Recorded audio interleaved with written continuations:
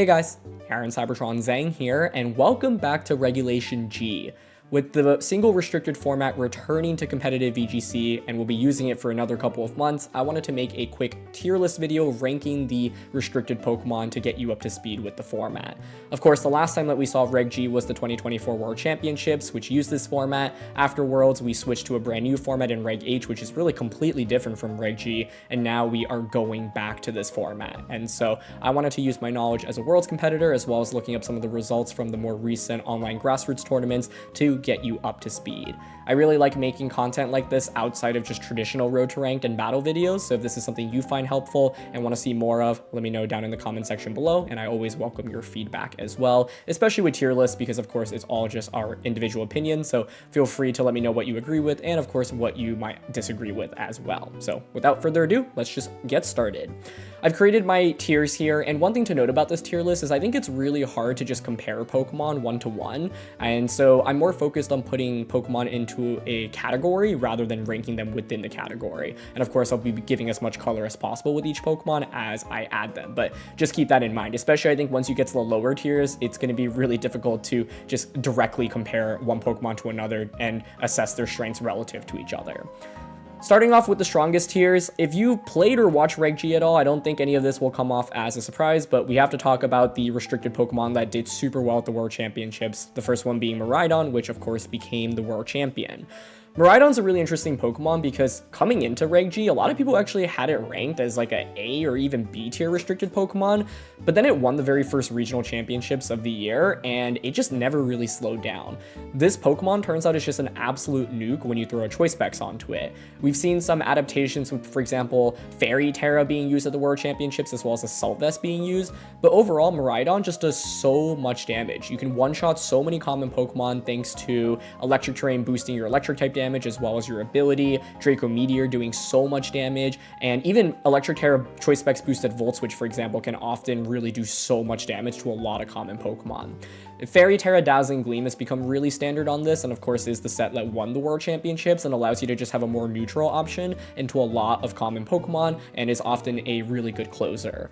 Miraidon's also incredible because it sets up Electric Terrain, enabling a lot of really other scary Pokemon like Iron Hands, for example, which is commonly seen, and of course it won the World Championships. I, however, will note that I actually think Specs Miraidon is not the easiest to use, right? So even though I have it in this tier, you might pick up the team that won Worlds and not have the easiest time with it. And that's because I think Miraidon, if, for example, you're attacking into something that is just completely immune to your damage, can very easily get knocked out in return. This is not necessarily the bulkiest restricted Pokemon, right? And because Choice Specs is such a common item on this Pokemon, the inability to protect and you getting scouted and getting locked into a move can often be a big detriment. So just keep that in mind if you want to use this Pokemon. Of course, you can consider other items as well, but Choice Specs is by far the most common. The other two Pokemon that I have in this tier also probably shouldn't come off as a surprise, but they are the Calyrex forms in Calyrex Shadow Rider and Calyrex Ice Rider. Shadow Rider is an interesting Pokemon because it feels like throughout Reg G we had tournaments where it won, and then we had tournaments where it didn't even get top 8 or top 16, and people are like, this Pokemon is a complete fraud. But at the end of the day, a lot of the world's best players decided to use Calyrex Shadow Rider at the World Championships. It's just objectively really powerful because it's so fast, right? Being able to outpace all the other restricteds that people use is such a big deal because it means you don't need to even set up any natural speed control for it. You also obviously have an incredible ability that allows you to snowball really, really quickly, and Astral Barrage is just an absolutely ridiculous move. Most people at the World Championships were using some kind of setup on Calyrex Shadow Rider, so you can use Calm Mind, of course, or Nasty Plot, Protect, and then Astral Barrage plus a coverage move. Some people use, for example, Psychic or Psyshock. Other people opt for example, Fairy Terra Dazzling Gleam. We even saw Life Orb and Choice Specs Calyrex Shadow Riders being used as well. But overall, this Pokemon just hits really, really hard. Now, of course, Calyrex is also scared of, for example, Dark-type Pokemon and Ghost-type Pokemon, and Incineroar being so common in the format means that you have to be careful, and that's why Calyrex Shadow Riders often will have a lot of fake-out users like Incineroar and Rillaboom, as well as redirection from things like Amoonguss as well as Clefairy. I think just by nature of how fast-paced this Pokemon is, makes it really, really powerful, and Astral Barrage, once again, is just like a broken move.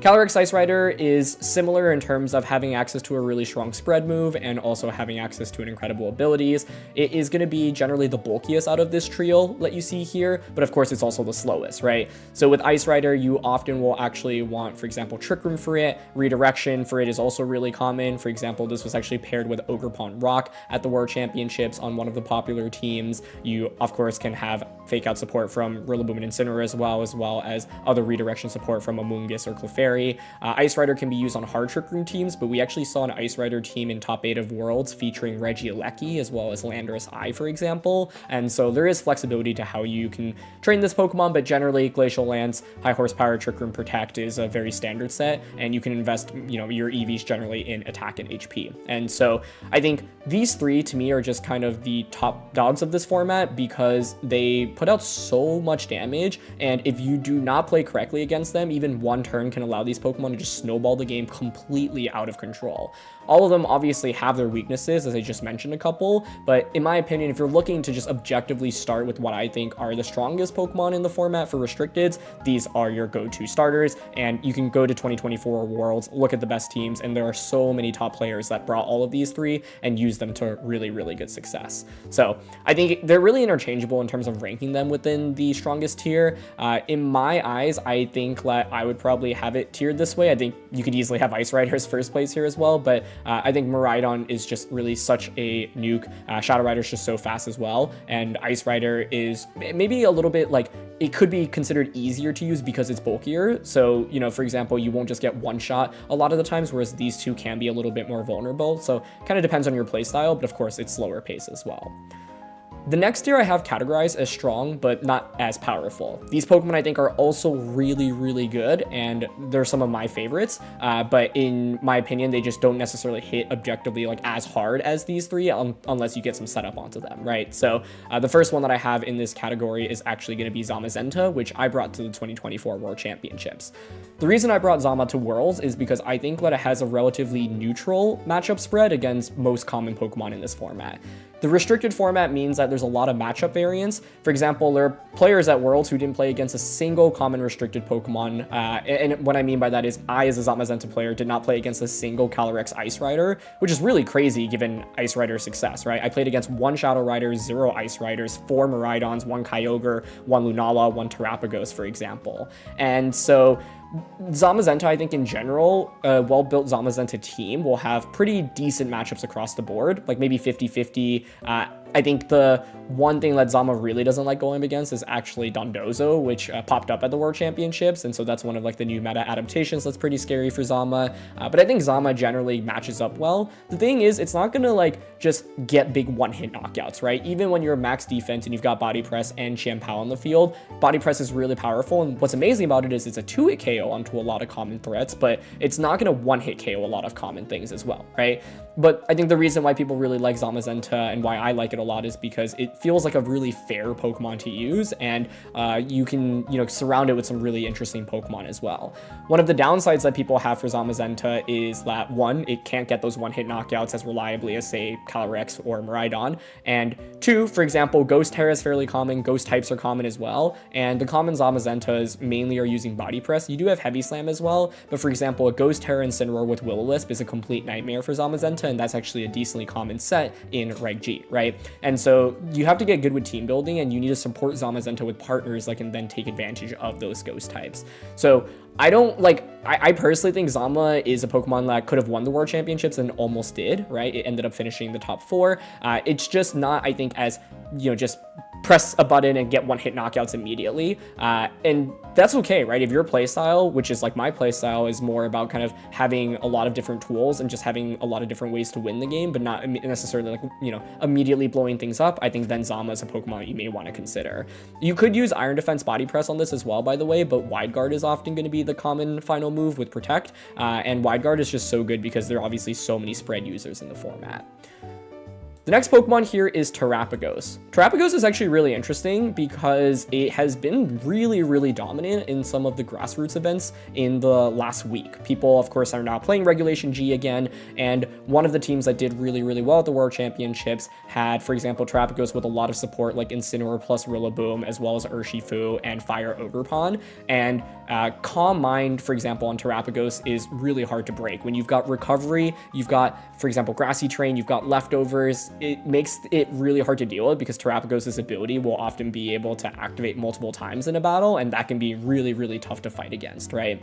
The thing that's tough about Terapagos is that you're obviously normally just going to be clicking Terrastar Storm. Choice Specs Terapagos is another viable set. Feels like Calm Mind was the #1 set coming out of the World Championships, and so this Pokemon also takes a little bit of work to get going. If you're using the Choice Specs set, then you have more immediate offense potential, but then it means that you often feel the need to just like start doing damage immediately, whereas the defensive set, it can be a little hard to fight against because all it takes is like 1 or 2 Calm Minds alongside a good Fake Out or a good redirection, and then Terapagos can really just get going. So I also have it here because it's just weak to fighting, right? And you can't defensively Terra around it. Fighting is so common. You've got Stellar Urshifu being one of the most common sets in the format. Iron Hands is everywhere as well. Assault Vest is a really common item. So Terapagos, I think, still really, really powerful. And of course, Terapagos' matchup actually into Zamazenta is very poor, but a good Terapagos team often will have multiple Zama answers, like the Ogerpon and the Incineroar that I mentioned earlier. And so, yeah, I think the reality about Terapagos here is that it can take a little bit of time to get going if you're using the Calm Mindset. It's not necessarily the fastest Pokemon, but it can be really hard to fight against, and it also has access to an incredible ability, but of course is gated by the fact that you are going to be weak to fighting, right? And so that's why this is also commonly surrounded with a lot of Intimidates and Redirections and Fake Outs. So the next Pokemon here is interesting. I think it can actually be basically divided into either this category or the good but harder to execute category. I think I probably have it like fringe, like right on the cusp. I think it's basically good enough to be considered on the same tier as Zamazenta and Terapagos, and it's Kyogre. Kyogre is really interesting because I think like the main downside of it is that you often have to click Origin Pulse with this Pokemon, and one thing that you'll note about all of these other Pokemon is that your moves are going to be very accurate. The only moves that these Pokemon use that can commonly miss is, for example, Draco Meteor on Miraidon, which kind of just feels like a necessary evil. With Kyogre, of course, you have access to Water Spout, but Origin Pulse is a move that you end up clicking a lot. Now, Water Spout is good if you are on a choice set, right? Or if you are able to get like one powerful Water Spout off, but it's very hard often to be clicking Water Spout like 3 or 4 different times in a game, and Origin Pulse is really common on the Assault Vest sets or the Leftover sets. I think one of the most interesting teams to come out of Worlds was a team in top 16 that featured Kyogre with Roaring Moon, and Calm Mind Kyogre was already picking up in usage going into the World Championships, and I see it as a Pokemon that can be really good. Like in my head, if Kyogre's Origin Pulses were guaranteed to hit 100% accurate like Ice Rider and Shadow Rider, I would probably actually put it in this tier, and I might honestly already put it in this tier, but for me, having played with this Pokemon a bunch, Origin Pulse's accuracy in itself is actually a big downside. At the end of the day, if you told me Kyogre won a Reg G Major, I certainly wouldn't be surprised, but its reliance on Origin Pulse makes me knock it down a little bit. Now, I think that if you're able to find ways to reliably click Water Spout a lot, that would be really incredible. I think a lot of the teams that do use Water Spout often are hyper offense teams, so they're really powerful but can also lose games very quickly. And Kyogre with hyper offense does have to watch out for Wide Guard. It has to watch out for water resistances. Obviously, you have to worry about priority like Fake Out as well as Grassy Glide and Thunderclap from Raging Bolt. So there are a lot of things that can be really scary for it. But overall, this is still a very powerful Pokemon, and I think like the Calm Mindsets can be an absolute nightmare to fight against. You just have to be willing to accept that you will miss Origin Pulses a good bit. Another Pokemon I have in the good but harder to execute category here is going to be Koraidon. Now, Koraidon's an interesting one. I think that it is still maybe a little bit underexplored. We've mainly seen people use it, for example, with Clear Amulet, and then you want to run things like Flame Charge as well as Flare Blitz in close combat. The downside about Koraidon, of course, is first of all, its typing is a little bit awkward, and you are really weak to Pelipper, which of course is one of the most common non-restricted Pokemon in this format. Pelipper alone often is included on teams to give you a better matchup into Koraidon, and when you're a restricted Pokemon really struggling against a non-restricted in Pelipper, that can feel really bad. But this Pokemon is really powerful, right? Setting up the Sun is awesome. Fire Terra is really common on it. Sun boosted Flame Charge can allow you to pick up knockouts while also boosting your attack, which is really nice. We've mainly seen Clear Amulet, like I mentioned, being used, but you can also use offensive items like Life Orb or Choice Band, for example. And setting up the sun is really valuable, right? There are a lot of Pokemon that take advantage of the sun, like Fluttermane, but I think the downside for Koraidon is it often feels like it needs to Terra in order to get around super effective hits. And for example, if you even look at the most common Pokemon, right, like Ice Rider can Glacial Lance into you, you can go for Draco Meteor into the Koraidon as well. And so I think Koraidon is still, just in general, a little bit underexplored, but it is still quite powerful. We've seen, strong Koraidon teams being built, winning special events, and doing well at the World Championships as well. But I have it in this category because I think it doesn't necessarily have the most positive matchups against some of the common Pokemon, and then Pelipper alone makes it just a little bit more difficult to use. Another Sun user that I think is actually really interesting is Groudon. Groudon actually basically did not see a ton of usage in Reg G. It also suffers from the Kyogre problem in that you are relying on Precipice Blades, and relying on a spread move that can miss when you have restricted Pokemon have spread moves that don't miss is already really tough. Groudon, though, I think is really interesting, and it's actually a Pokemon that I did not love fighting against, because one, like, people don't have as much Groudon matchup experience, and two, Groudon, of course, also sets up the Sun like Koraidon, enabling annoying Pokemon to fight against, like Jumpluff or even Venusaur, for example. But once again, Groudon is going to be slower paced than a lot of the restricteds, and you are going to be weak to common types like water and grass, of course, and then you're gonna have to hit those Precipice Blades often as well. So I've seen things being used like Helping Hand Groudon as well as Sword Stance Groudon, Clear Amulet being the most common item. You can of course throw like a offensive boosting item as well, but just with the prevalence of Incineroar, having that Clear Amulet to ignore that Intimidate and Precipice Blades in return, of course, is really nice. I have two final Pokemon to include in this category, and they're going to be Lunala as well as Zacian here. Zacian actually top cut the World Championships, and so we've seen Zacian get top 4 at regionals, it top cut Worlds as well. There are not that many like really high level Zacian players in the world, but those that have been playing with Zacian for a good bit made it look really impressive. The reality about a Zacian is that it's obviously weaker than it was in Sword and Shield, where it was basically just by far the best restricted Pokemon, it felt like, next to Calyrex Shadow Rider. But in this format, obviously Dynamax is no longer a thing, and Zacian does have to struggle from dealing with, for example, Intimidate from Incineroar, right? And there are a lot of Pokemon that do threaten Zacian with a lot of damage, but I think the upside of Zacian is that it's just a very powerful, fast-paced Pokemon. It hits the field, gets that attack boost, and of course can just threaten with a lot of damage immediately. So you'll often see Zacian on pretty aggressive teams. We've seen it paired with things like Tornadus as well as Regidrago, for example. Drago being really nice because often people will go for Fairy Terra in order to deal with Regidrago, and the Zacian, of course, can just go for Behemoth Blade to KO Fairy Terras and Fairy Pokemon. So I think Zacian is also maybe a little bit underexplored. I also think it's maybe not necessarily the easiest to use because you have to find good positions to bring it out. It's not like you can just, immediately lead it always confidently, and I think the downside of its ability being nerfed as well is not getting that attack boost all the time. You get your attack boost once and that's it, so you have to really make it count for when you bring the Pokemon out. Lunala is the final Pokemon that I have on this list, and I actually lost against it at the 2024 World Championships, and I think a big part of that was not having a lot of matchup experience against it. There are a lot of different ways that you can use this Pokemon, but people like, for example, Power Herb Air plus Meteor Beam as one set, or Calm Mind Leftovers with Moongeist Beam as well as Moonblast, Fairy Terra, and Protect as another option. Basically, Lunala is just a really bulky Pokemon that can stay on the field for a long time, has access to a really good ability. You do get access to moves like Trick Room and Wide Guard as well, and when you have, for example, Leftovers and Grassy Terrain support, it can be a huge nuisance to deal with. Some of the downsides of Lunala is that you are weak to really common Pokemon like Calyrex Shadow Rider as well as Incineroar, and so you often kind of feel forced to Terra in order to get around it, and even if you are boosted up, you're not getting big one-hit knockouts a lot of the times. For example, the Calm Mind sets, it relies on Lunala often getting multiple Calm Minds off before you're able to get those one-hit knockouts, but it can be a really difficult Pokemon to deal with, right? And I think a lot of Pokemon in this category here, especially like the Groudon, Zacian, Lunala tier, people will just really not have as much matchup experience against these, whereas I'd say Kyogre and Koraidon are definitely more common.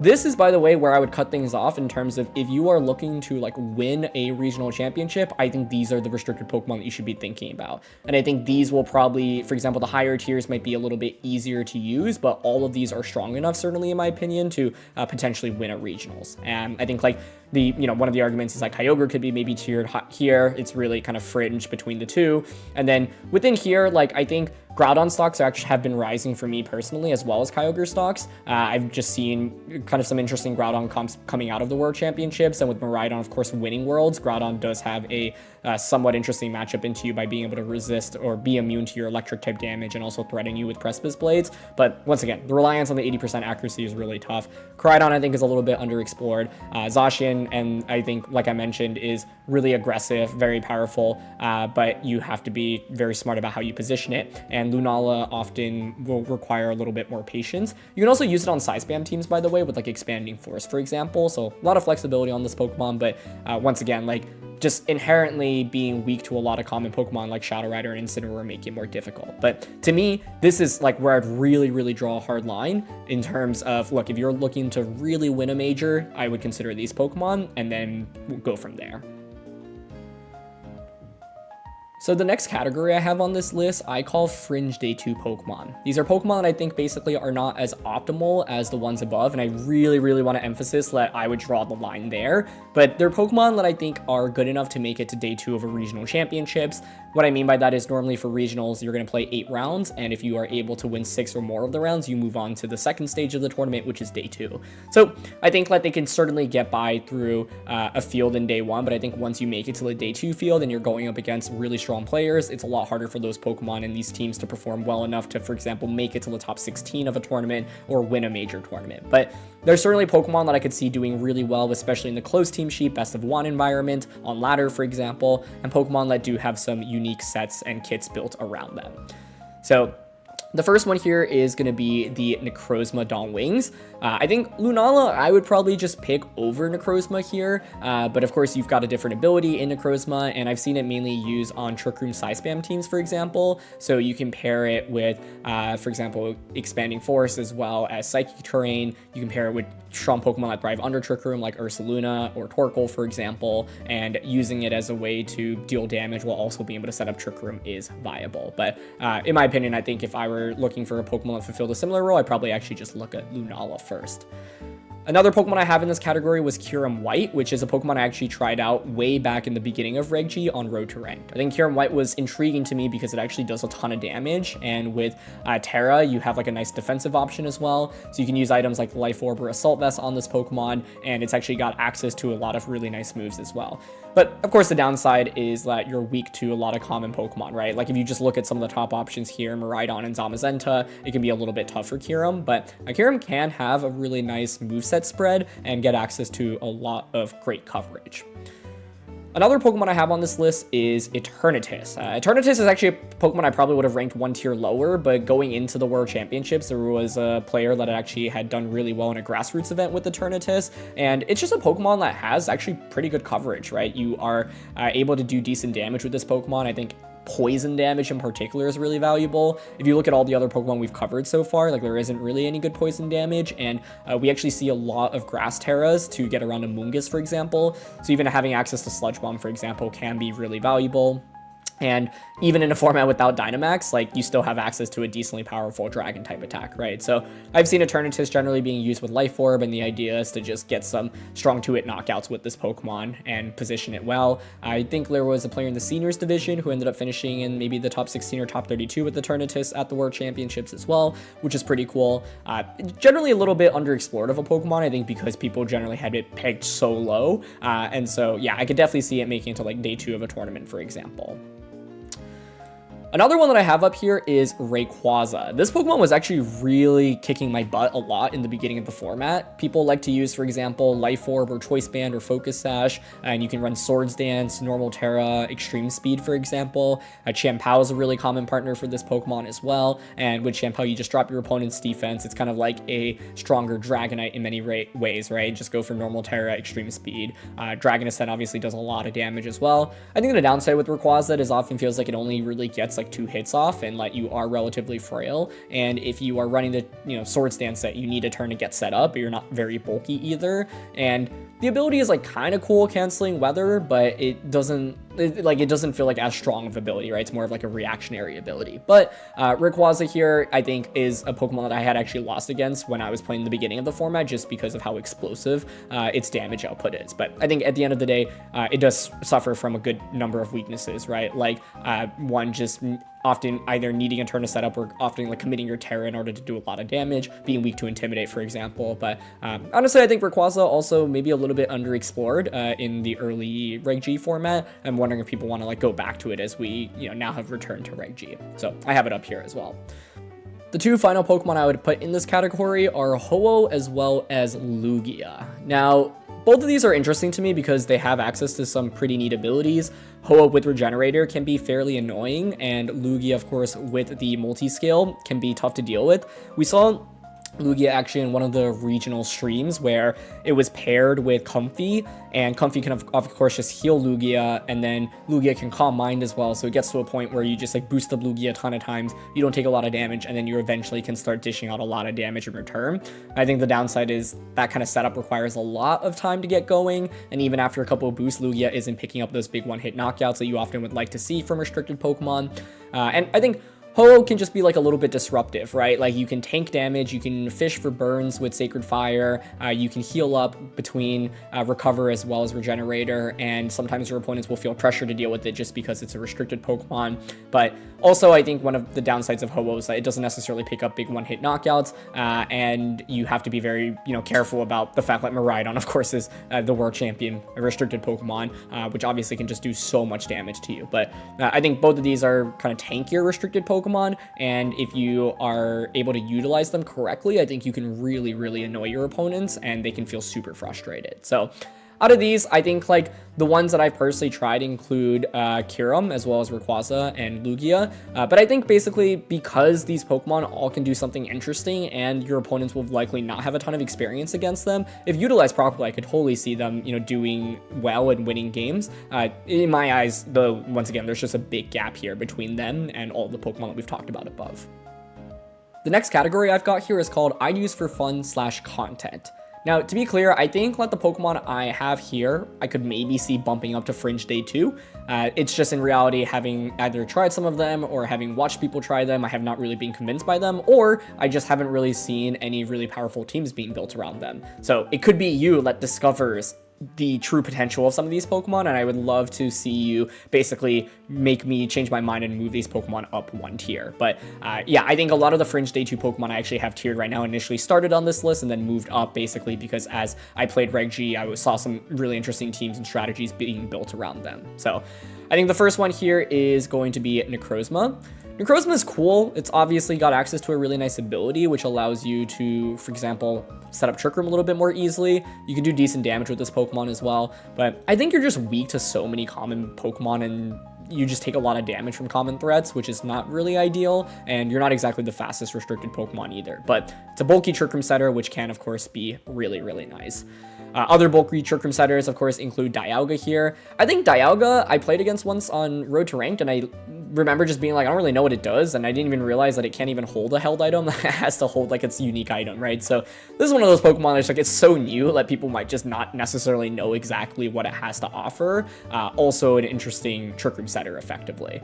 Palkia also kind of on that list where essentially I think it's like unique, and in all of the Reg G games I played against, maybe have seen one Palkia origin form total, and so you can also kind of use the element of surprise to catch your opponents off guard, and yeah, just use some of its uniqueness in its kit to basically be able to win games. But also, yeah, I don't know, I'm not like super convinced on it either. But yeah, I think Dialga is probably the one that I've liked more just because I've gone up against it and I have definitely lost against it before. Of course, it can pair nicely with Trump Pokemon under Trick Room as well, but Palkia probably just really underexplored because it came out and people basically just didn't really give it an honest effort.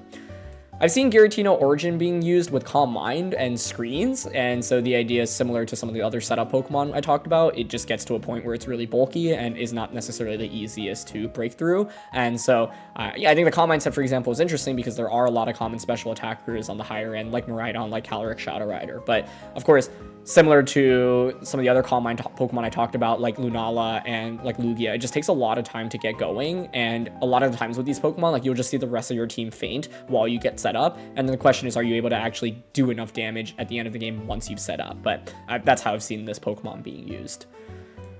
Solgaleo, also interesting, of course, access to a nice ability. This is actually one of my favorite restricteds to use way back in VGC, well, not that way back, but in VGC 2022 when paired with Choice Scarf Groudon, but we're playing a single restricted format, and so I think similar functions where it can be a kind of interesting Trick Room user, can do decent damage with its attacks as well, but fundamentally I think you are still just weak to a lot of common threats.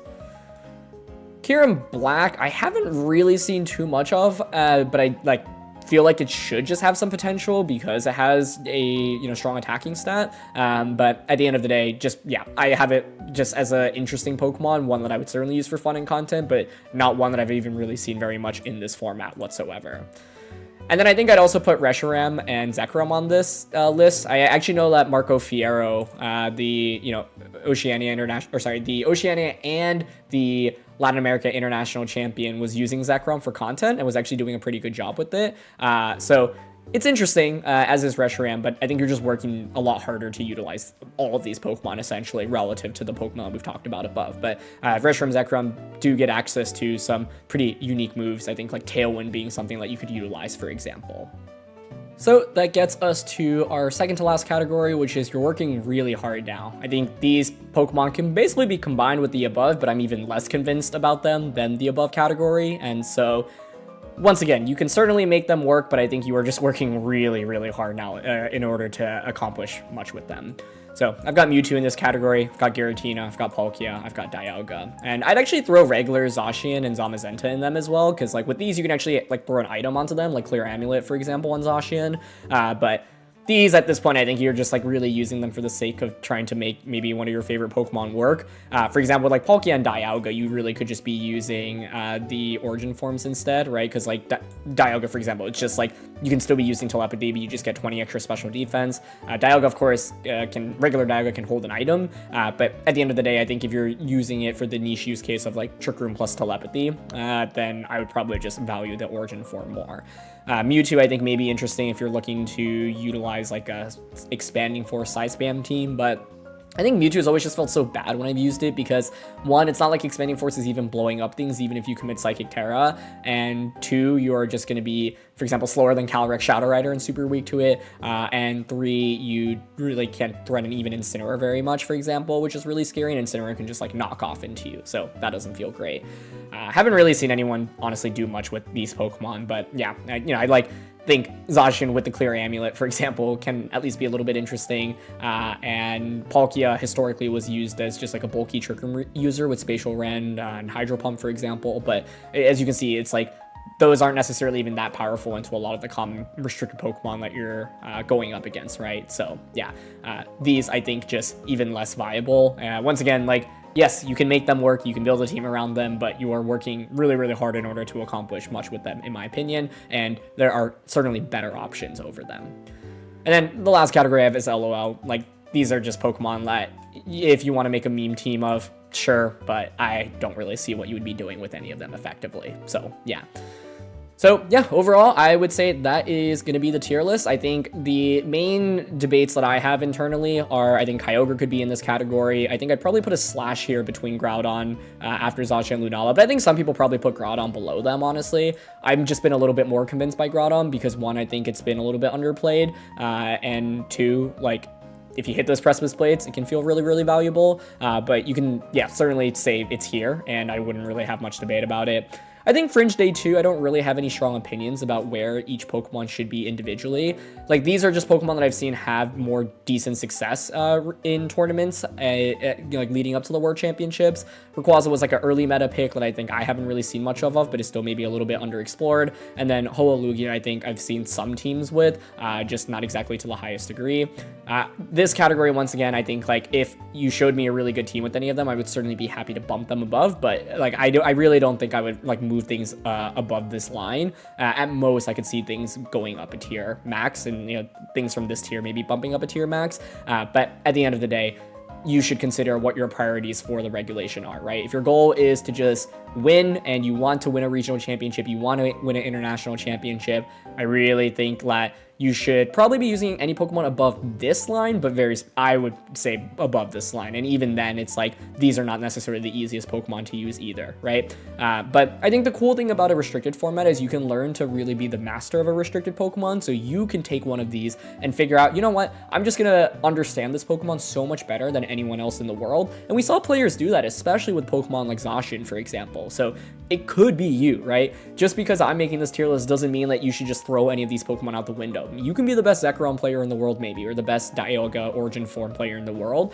And I'm telling you, having fought against these Pokemon before, I've lost against them just because I'm like, I don't really know what they do. I've never fought against them. I have no experience against them. And especially for the best of one ladder, like, you know, the online battles that we do, I think I can actually give you a really significant edge. But I think if you're bringing these Pokemon to an open team sheet best of 3 tournament that has, you know, 11 rounds of Swiss and then a top cut bracket as well, is going to be a little bit harder to execute, but I don't want that to discourage anyone either. So I'm really curious about how you all would rank these Pokemon down in the comment section below. Let me know what you think. And yeah, I think if you're returning to Reg G, a good starting point would probably just start off with the first 5 that I talked about, plus maybe a Kyogre. I think these 4 are also certainly valuable. If you want to have fun using more unique Pokemon, I would say start off with maybe these. And if you really, really want to dig deep and, you know, become a really, really strong user of a Pokemon that no one really is using or thinking about too much, then I would say dig into this category. But yeah, that's going to be it for the tier list. Thanks so much for joining me. It's my first time doing one of these for the channel, so I hope you enjoyed.